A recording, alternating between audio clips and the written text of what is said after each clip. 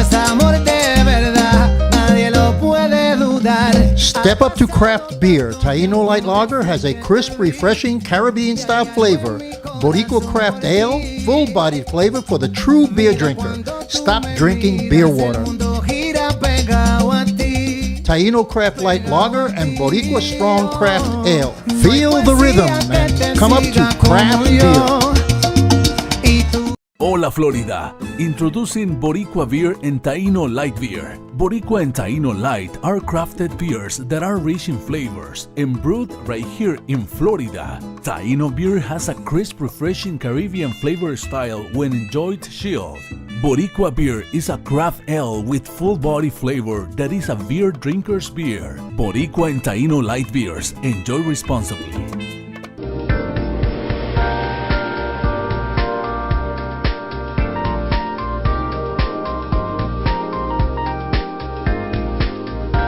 Good evening. Welcome to another edition of EDuTV. I'm your host, Greg Perkins, and I am here again with Diana. Hello, Diana. Good seeing Greg. you. Diana, we had met, what was it, like maybe a couple of months ago? It was right at the beginning of the session. That's right, the legislative session. So what we're going to do today, even though, because I was talking to Carlos Smith earlier, there's still some work to be done. Yes. So what we're going to do, folks, we're just kind of go down a list of updates in things that are currently taking place in the Florida legislature as it impacts K-12 education. Okay, where do you want to start, Diana? Well, let's start with the budget. Okay. Because the budget has been passed and it's on the governor's desk, and the governor actually has an opportunity to veto the budget, which would send it back to the legislature. And we are calling the governor and asking him to go ahead and veto this budget. And the reason that we're asking him to veto the budget is because we know that the state has had an increase in property values. That's right. Yep. We've had a lot of people come down vacationing in the state of Florida. We're certainly not at the low that we were at in 2007. Right. That's right. But they've funded education and many other areas in our state at less than those 2007 numbers. So we know the money is available, but they're pretty much starving the public school system, and we don't believe that this budget is appropriate. It went up 1.2%. Yeah, I saw the superintendents are really upset. Actually, Carvalho was yes, really speaking out. Go ahead. Actually, you're right. The superintendents, a lot of parents are out on Facebook asking them to veto the budget, and I don't know if he'll listen. This was similar to a situation when Charlie Crist was governor. If you remember Senate Bill 6, we got on street corners and we got our teachers and our parents out to veto Senate Bill 6, and Governor Crist did. It did come back later in the form of another bill, but we were very effective that year in getting the governor to veto one of the pieces of legislation. So we hope the public who's listening will give the governor a call. We can give you his phone number. It may be busy, but keep trying. Go ahead. It's 850-488-7146. And just tell them that we want them to veto the budget, and then we'll talk a little bit about another bill that we're asking for a veto on. But I don't get, I mean, education, you want to have an educated population, right? Yeah. Okay, I mean, not everyone has to be a rocket scientist. However, you do want professional people in your state. And the public school produces most of those people. I don't get it. Well, it's actually $27 less than it was in 2007. So what does that tell you? We know inflation has increased. The cost of running the lights and opening the school building and the air conditioning and paying for the staff that run the schools, the bus drivers, all of that's gone up. So to only have a 1.2% increase in the budget is starving our public schools. So we're hoping that we send them back and ask them to do the right thing. So what does that process look like? I think he has, about 10, 15 days? Yes, he does. And Florida has line items, right? Yes, and you can do that. So that's why we've been successful with that before. And the other thing we're asking him to do is veto House Bill 7069, which was a huge bill. And this is one of the things that the legislators do, is they put a lot of things into one bill. They throw some good things in. That's right, yeah. And they throw some bad pills in. And they sort of strong arm certain groups to go ahead and vote for it because of the good things that they throw in, but there's some bad pills too. Yeah, because there was the bill that funds the, what is the bill that helps the kids who are specially challenged? And they threw that in with another bill, so no one's going to vote against that. Right. I think McKay Scholarship is what Yes. it was. Yeah. So nobody's going to vote against that, but they threw it in with some other stuff, like you said. Well, one of the other things we talked about originally when we met at the beginning of the session was the best and brightest money that they were giving teachers for showing their SAT scores Right. from college. They're trying to attract people into the teaching profession, and they believe that the best way to do that is to have someone bring their SAT scores, and if they've got a high score, they'll give them a bonus of $10,000. Well, they've had teachers go back and look for their SAT scores who've been teaching 20, 30 years and turn that in. That has nothing to do with what makes a good teacher. No, not at all. And Not at all. so we've talked to them about that and to look at other things that research has proven makes a better teacher. But what they did was they went and expanded that Best and Brightest program, and they've rolled it over another year, but now they've included the principals. So if a principal, and I know you have a background as a principal, sends their SAT score in, they can get some of that extra bonus money too. And the problem is they haven't raised the salaries of all teachers, and so we have a lot of people leaving the profession. Yeah. There's about to be a teaching crisis. It's already here. Yeah, because a lot of people aren't going into the profession anymore because they can't make enough money to support their families. And teaching is very challenging. It's not what it used to be. Well, a lot of accountability. I've had some people email me asking about getting office jobs within the school district. They want to transfer out of the classroom. And now I don't know how many office jobs there are available, but to have people asking about that is kind of sad because these are people that love what they do. But the changes in the paperwork and the testing requires a lot of graphs and paperwork that wasn't accounted for in the regular amount of duties that they had with their job.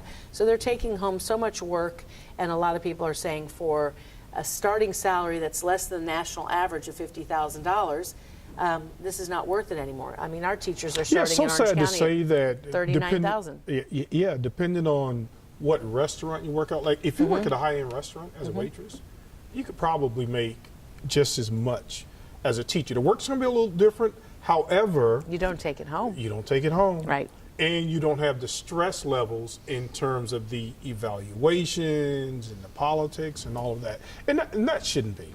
I No. think teachers should be paid more. No, I had a teacher say to me that when the joy of teaching the students every day doesn't match the amount of stress that's created from the additional paperwork and testing and graphing and data collection, and that passes, that's when it's time to hang up your chalk and your dry erase and boards that's and the crisis. do something else. Yeah. Because I think Orange County has what was it, like a 20% attrition rate? Like 20% or 30% of the teaching jobs just go unfilled every year across. Is that? I can't quote that. I know that they had about 100 the last time I heard the data about it. Okay. I don't know how many are Well, just retiring. 100 in the entire district. Right, Okay, and there's that's not over bad. 13,000, almost 14,000 teachers in Orange County schools. Okay.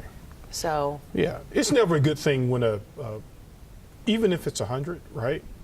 That's still 100 classrooms. but here's what the Yeah. public needs to understand. In 2011, the legislature changed the way that teachers get a contract, and every year a teacher gets a one-year contract. So at the end of the year, a lot of these teachers are given a letter and says, thank you very much, we're not renewing. Right. And there's a couple teachers at my school that were devastated by that. And I know that's the normal process, but they're just devastated by Yeah. getting that letter. They can certainly go out and look at other schools. Obviously, with the shortage, they're probably likely to get another job, but that is just part of the process, is to let people go after 1 year.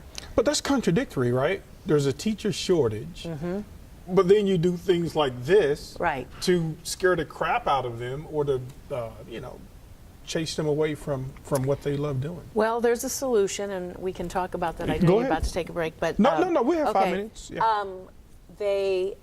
We have a school in Orange County that's had an F rating for 3 years in a row, and so they've negotiated with the union to offer teachers who will move to Carver Middle School an additional $20,000 for 1 year and $25,000 on top of their salary for 2 years after that if they'll commit to staying 3 years and going to this school to teach. Okay, so let's do those numbers. So let's round it off. Teacher starts at what, 40,000? 39,000. 39. So you add the plus 25, and that will bring them to a 30-year teacher level. Exactly where I've reached at 30 years. And then if you say 3 years, you get another 25? You get 20,000 the first year extra, 25,000 the second year extra, 25,000 the third year. This is all funded out of this bill that we're talking about that has money for the charter schools. So it's we're waiting. It's funded out of that bill? Yes. How does that work? So, well, because the state's going to come in and take over that school, so they're offering this extra amount of money for teachers to leave their current position and go over to Carver to sign up and teach. Wow. But I'll be interested in seeing how many people are willing to do that. And my belief is, I do believe teachers need to be paid more money for what they do, but I don't believe that's going to change the culture and climate of a school that has a lot of children in poverty. I think that as a society, we have to look at what's happening with poverty. If we don't have children that are attending on a regular basis, they're not, they're getting proper meals, they're not getting support at home with homework.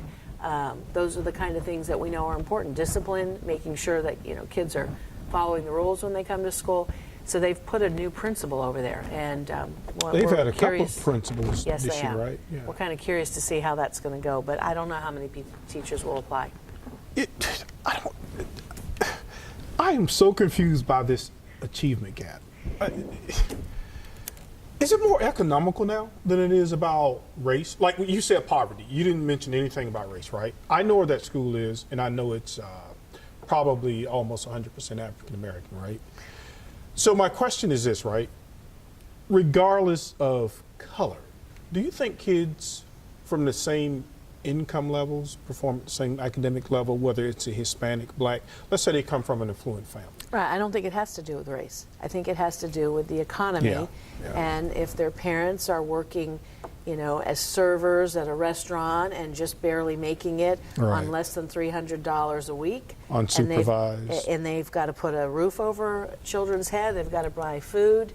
There's a lot. I mean, so we are a service economy here. So we do have a lot of children that are here with parents that don't speak English. Right. They come to school, they go home. There's not someone there who can help them with their homework who speaks English. And parents are working 2 jobs to just make a living. That's the poverty we're talking about. And so those kids are struggling. Parents are struggling. And I don't think that the idea of paying someone the $25,000, while I consider that to be a great idea for all teachers, is going to change the problem is much bigger than that, is what the you're academic achievement of the children there. And they've actually looked in Orange County at the whole evaluation system and how if this way of evaluating teachers on the scores of students from their testing has changed the success of students. Okay, hold that thought right there. Okay. We're going to catch up on the other side. Okay. Folks, we'll be back on the other side and we'll finish the discussion about the legislative session and about poverty and education. So stay tuned, we'll be right back. I am for the child who's had 7 addresses in a single year because she's in foster care, because her father abused her, and her mother couldn't believe her. She is the child I am for. I am a volunteer child advocate. I am you. Florida residents call toll-free 866-341-1425. Esto es amor de verdad, nadie lo puede dudar. Step up to craft beer. Taino Light Lager has a crisp, refreshing Caribbean-style flavor. Boricua Craft Ale, full-bodied flavor for the true beer drinker. Stop drinking beer water. Taino Craft Light Lager and Boricua Strong Craft Ale. Feel the rhythm and come up to craft beer. Welcome back, folks. Part 2. I'm here again with Diana Moore. She's a veteran educator and very, very smart person. She always keeps me on my feet when it comes to what's going on in education. Okay, so on the other side of this segment, we started talking about poverty and education and then evaluations. So just a quick summary, we were speaking of if you pay teachers more money in a school that's with a high poverty student population, will that change anything? So I don't believe it will. I do believe that we do need to raise the professional status of all teachers. We've added more to their plate, but we haven't added more to their salaries. And I know a lot of people tend to think, well, you get summers off and you know, everybody would love to have that opportunity. But in reality, you're only working 39 weeks a year. And so a lot of people, if they had 10 weeks cut out of their income, would have a hard time. And that's right, what a lot of teachers do. They work these second jobs to be able to make a living during the summer, because they're not paid during the summer, unlike what most people think. So I don't think there's a connection. But they've looked at, in Orange County, a connection between whether this performance pay plan that the teachers are on in Orange County, which is called the Marzano plan, has had an effect on the results of student achievement. And they have not seen a change in the student achievement since they've implemented this evaluation system. How long has that been, though? It's been 4 years. So over a 4-year period, Yes. the levels are about the same in terms of student achievement? Yes, and so for the public, let me explain basically how they changed the system. A teacher's evaluation is based 50% on a principal's observations and 50% on how students do on a designated test for that particular course. It used to be only the state tests were evaluated, then the districts had to write end-of-course exams for particular courses that students would get a score for. It's called your value-added model score, and they would add that to the principal's observation and come up with a total, and then that would be the rating that a teacher would get. And if they got an effective or a highly effective, they would give them more money and say that, you know, this is a more successful teacher based on these student scores on the testing. But after looking at Orange County's data, they did not see a change in the achievement of our students because of evaluating teachers this different way. Yeah, it's always boggled my mind that educators, you know, we rely a lot on research in education. Right. But we don't do what the research tells us to do. No. Well, that's because we don't go up to Tallahassee and make the laws. Yeah. And so it's up to the public, the parents, and the teachers to continue to pick up the phone and call your legislators, because they don't know. They think they went to school, they understand school, but basically they need some help in understanding. You know, some of these laws that they pass are not great laws, and they're hurting your children in terms of the fact that it takes a while to change things. It's taken us 5 years to get them to understand that you should test children on the course that they're taking to use to evaluate that teacher. For years, we were testing children in a 4th grade level and evaluating all teachers on that 4th grade score, or the district score, or the school score, and it had nothing to do with maybe the kindergarten or 1st grade teacher and what they were doing, or the ROTC instructor, the art instructor. So now they're starting to at least match up what the teacher's teaching with what the students are being tested on. Right. And it took 5 years to get to that. Right. And that was a lot of talking to the legislators for them to correct some of the things that they've passed. Now, So- are the teachers' unions strong enough to be able to convey these type of messages you're talking about to get in the ears of the legislators? Well, they're located in Tallahassee, and actually there's a whole department that goes down and meets with the legislators and groups of teachers that come up every week and tell them what the reality is in the classrooms. I've met with our local legislators here, both Democrats and Republicans, and just basically said, you know, what you're trying to implement's not happening at the level on the front lines. And here's some reality stories that you need to know. And they actually appreciate hearing from people that are in the trenches. But a lot of our teachers, because of the performance pay, are afraid to speak up. Right. Because if you speak up, it's a very subjective system that can be held against you. And so, Yeah, poor teachers. I mean, teachers are like sheep a lot, because you're right. You know, you need your job.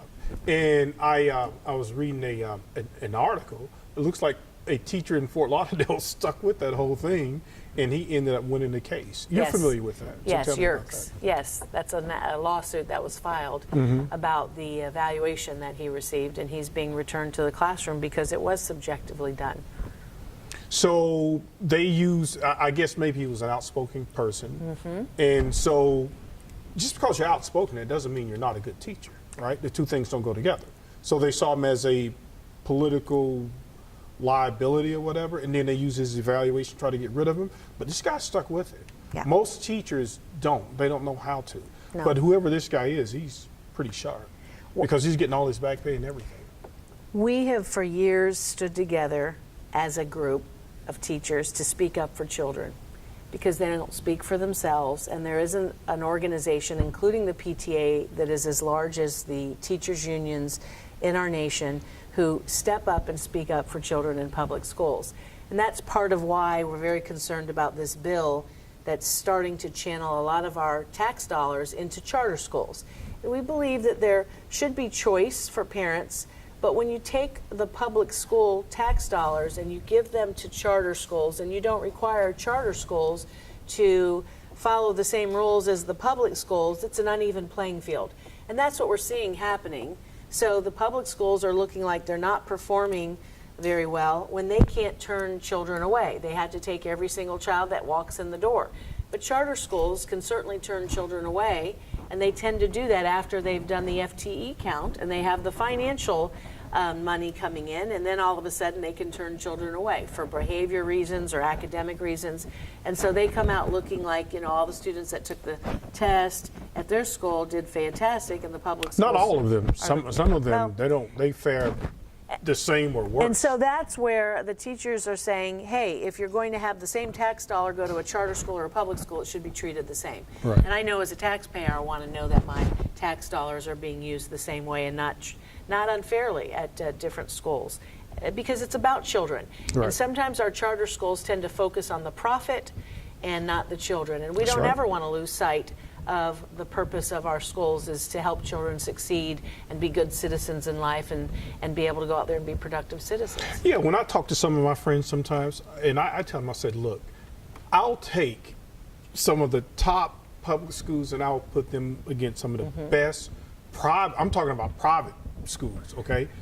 Because I know what some of these schools in these areas do. They produce some outstanding, very smart, very bright kids. So it's almost like there's I don't know how it got out there that public schools are doing right. I'm like, that's not true. Not all public schools are doing bad. Well, I think what a lot of the public thinks is if you bring in business people to run schools, they'll do a better job. Well, business people do run business as well. Right. Educators know how to teach and provide a curriculum to students. I think you need to marry the two, but you can't have business people running a school without having the right people doing the curriculum and the teaching. And I don't think we've found the right marriage yet in a lot of these schools. Now, there are very successful charter schools out there that meet specific needs of students, but the data's shown that they're not doing a better job than our public schools. Yeah, I read two different studies. One on the national level, there was no difference. Then I just read something about Florida where the kids are doing, the minority students are doing slightly better. Now, whether or not overall they're doing better, I don't know. But they're saying that the performance of the Hispanics and some of the African American students. But it was, Well, it's smaller minimal. class It's sizes, minimal. research has shown a smaller class size is a better situation, especially in Yeah, elementary. maybe they're cherry picking too. Well, you know, You know what I mean? the state of Florida passed a law that in kindergarten through third grade, the highest that you can have in a class is 18 students, and fourth and fifth grade, I think it's 22, and it gets higher as you go up to middle school. And that was passed to help students not be in overcrowded classes. But I think they're trying to do away with that. And that is part of the problem, is that they don't see that the research shows that those smaller class sizes do help, which is why people are attracted to the charter schools. Doing the opposite of the research. Doing the opposite, exactly. What else you have, Diane? So I just want to remind parents again that the public elects our legislators. And if they go to Tallahassee and they pass laws that you're not in favor of and you don't like, you have to let them know. You are their boss. They come back and they get their evaluation every time it's time for an election. So they need to hear from you. And I know a lot of the legislators are going around right now doing town halls and updating the public on some of the things that happened in session. You spoke about Representative Carlos Smith. He has been doing that. Darren Soto had a town hall yesterday. I think Bruce Antone is having one coming up. So if you see those in your community, go ask them questions, ask whether they voted for the budget, ask whether they voted for these education bills, and hold them accountable. If you don't think they believe the way you want your school system to run, then choose someone else. Just make sure that you know who you're voting for, because if we don't hold them accountable, they'll continue to go to Tallahassee and not properly fund education and not put the best effort for our students. Now, that Carver Middle School model, is that the only middle school in Florida like that, or any school that's being taken over by the state? Or is it they're running some type of pilot? I can only speak in Orange County because I saw the language of what they bargained for that particular school. I don't know. Is that the only school in Orange County with Yes. that type of deal? Yes. And so right now they're interviewing. The principal is a brand new principal and is interviewing, and I don't know how many people have put their application together to go over there and interview for this position. Because there's probably going to be a lot more observations, there's going to be a lot of training. Oh, you're going to earn that money. Right. Yeah, right. you're going to work for that. Well, they did extend the day by 30 minutes, so they're going to work 8-hour days. Currently, they work 7.5 or paid for 7.5. But so you don't know what's involved once the principal says, all right. Yeah, and what people don't understand, simply because you extend the school day, if you're still teaching kids incorrectly, all you're doing is teaching kids incorrectly for an additional 30 minutes. Right. So it's, I don't know, I don't know. Do you remember I don't know how what we're we gonna talked solve about that. the last time? I believe that we should look at a model where kids go to school 4 days a week. Yeah. For their academics, and that 5th day is a day where children can explore careers like the coding, take a language, Yep. Chinese, Yep. Korean, you know, the global, Writing, the arts, any of that stuff. all yeah. of that they don't necessarily get to spend a lot of time in computers. All the things that they want to do, agriculture. Yep. I mean, all these particular special areas they don't get to explore. It would be great if we had business people come in and partner with our schools and have them 1 day a week. Maybe work you can with start kids. that. Maybe you can start Well, that. you say Hey, that, but folks, it has to we be gotta from the wrap it up. legislature. Hey, maybe in 10 more days we'll come back and see what Okay. happens. Okay. All right. Hey, thank you guys for joining us on EDuTV. Can and I have give a them the number? Good night. Yes, go ahead. It's Go. 1-850-488-7146. And what's that number again? 850-488-7146. For what? What is it for? Governor Scott to call and ask him to veto the budget and House Bill 7069. Okay. Thank you, folks.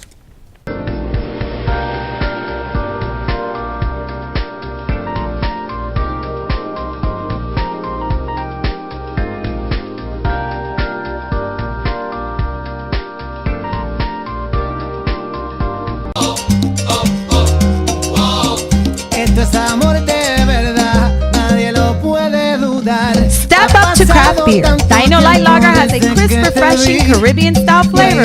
Boricua Beer Craft Ale, full-body flavor for the true beer drinker. Stop drinking beer water. El mundo gira pegado a ti. Dino Craft Light Lager and Boricua Strong Craft Ale. Feel the rhythm. No hay Step up to poesía craft. que te siga como yo.